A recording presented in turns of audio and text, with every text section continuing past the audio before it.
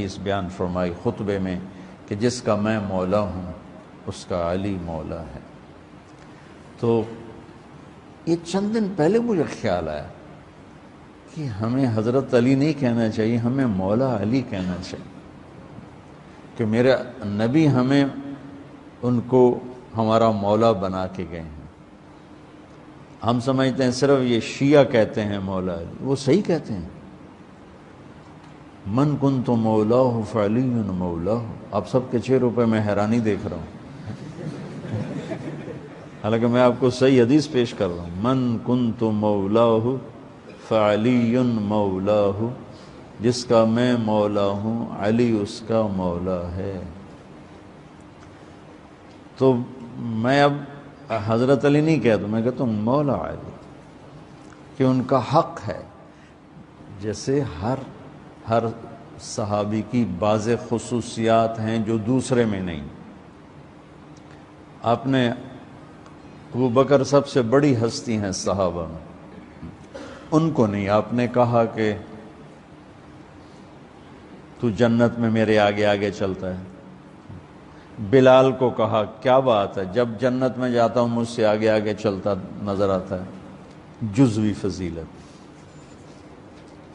سارے لوگ پیدل چلیں گے میں براق پہ چلوں گا، میرے نبی نے فرمایا، اور بلال میرے آگے سرخ اونٹنی پہ بیٹھ کے چلے گا، یہ جزوی فضیلت۔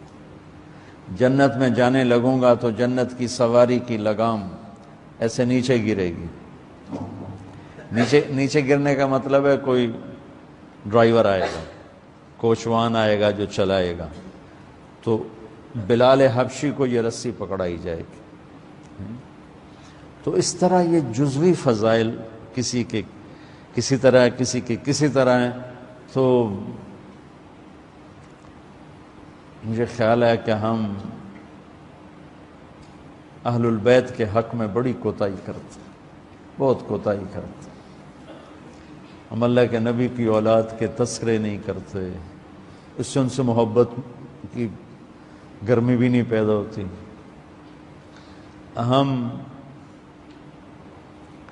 تم میری اولاد کی برائیاں میرے سامنے شروع کر دو تو تم مجھے اچھے لگو گے، اور میرے سامنے آ کر میری تعریف شروع کر دو، چاہے مجھے پتہ بھی ہو جھوٹی تعریف کرنا، تو بھی میرا دل خوش ہو جائے گا۔ تو ہم نے نا اللہ کے نبی کے گھرانے کے بارے میں بہت کوتاہی کی ہے، بہت کوتاہی کی ہے۔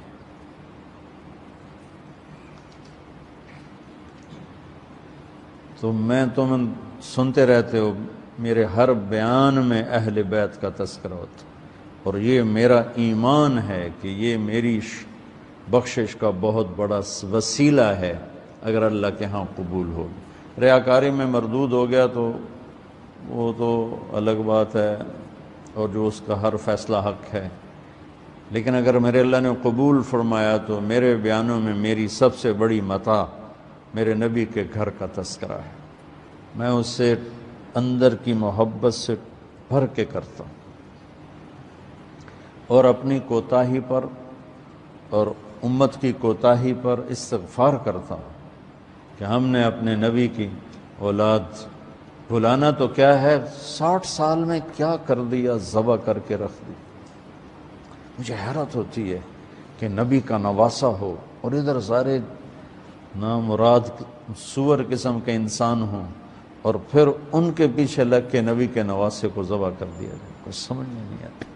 شاید اللہ ان کے عالی شان مقام طے کر چکا تھا۔ جب وہ سب ساتھیوں نے کہا نا کہ اب واپس چلیں، وہاں ابن زیاد آ چکا ہے، واپس چلیں، تو فرمایا کہ نہیں مجھے جانا ہے۔ ان کا تم موت دیکھ رہے ہو، کیوں جا رہے ہو؟ کہا مجھے میرے اللہ کے نبی خواب میں ملے ہیں، انہوں نے مجھے کچھ بات فرمائی ہے، لہذا مجھے جانا ہی جانا ہے۔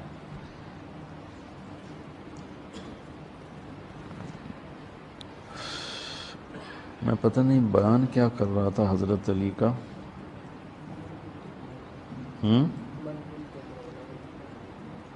میں اس پر کوئی بات کہنا چاہتا تھا۔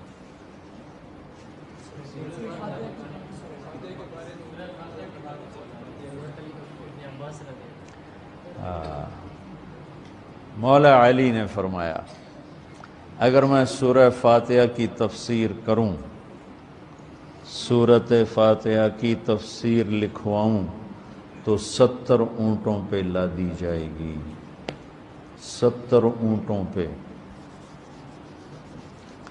اور یہ خالی دعویٰ نہیں تھا، ایک حدیث اور سنو۔